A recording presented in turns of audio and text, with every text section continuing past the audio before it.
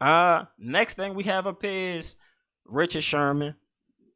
I love me some Richard Sherman. He's always been usually on the right side of things when it comes to stories and what he does. His character's been damn near flawless when it comes to his perception. He's one of the union leaders for the NFL, but apparently he was arrested for burglary and domestic violence. So that is not a good look for Rich.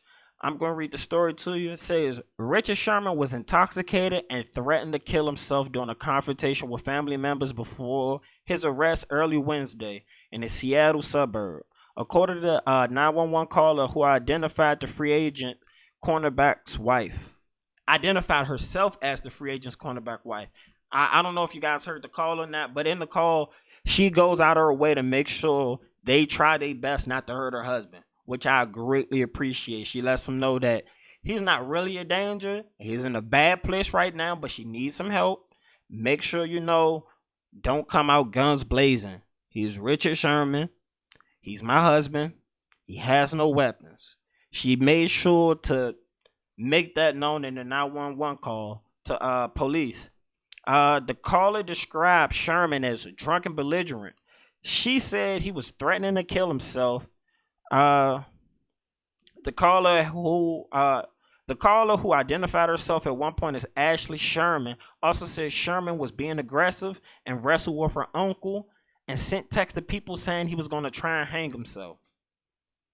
Richard Sherman is one of those NFL players who have you can't tell the story of the NFL probably in the last 10 or so years without mentioning Richard Sherman because his impact's been that big on the game. He's been one of the better cornerbacks. In my belief, he's going to end up in a Hall of Fame. I mean, things get tricky, but I think he's a Hall of Fame caliber cornerback. At least resume-wise, I think he can get there. Legion of Boom days were really big. His impact on that was really big. His impact on the union has been really big. His story, where he's came from to what he's became, is a great story. And those things are things we can't forget about when it comes to talking about Richard Sherman. Uh,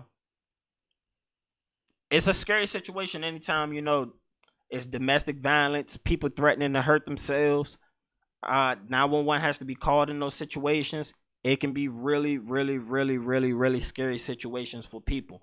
So I'm looking at it from the aspect of I really hope Richard Sherman can get the help that he needs. I don't know what led to that situation. I don't know how it got escalated to get to that situation, but I really, really hope he gets the help that he needs. And now with this situation taking place and the fact he was a free agent, he should maybe sit out a while, get everything in order before he decides he wants to come out there and ball. He has to get his life in order first. That's what I believe, because that's a crazy situation.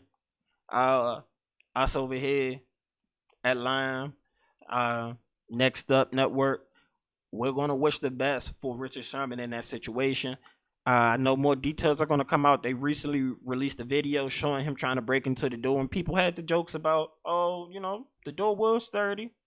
They said he could survive a tackle from a all-pro cornerback, but also in that situation, everybody should make sure they wish him some positive thoughts because this looks to be out of his character.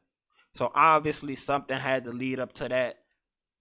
I don't know what it is, but hopefully there's reasons and we can find solutions without him ruining what could be his post NFL career. Because he's done a lot of good things. Legion of Boom was a dominant faction within the NFL.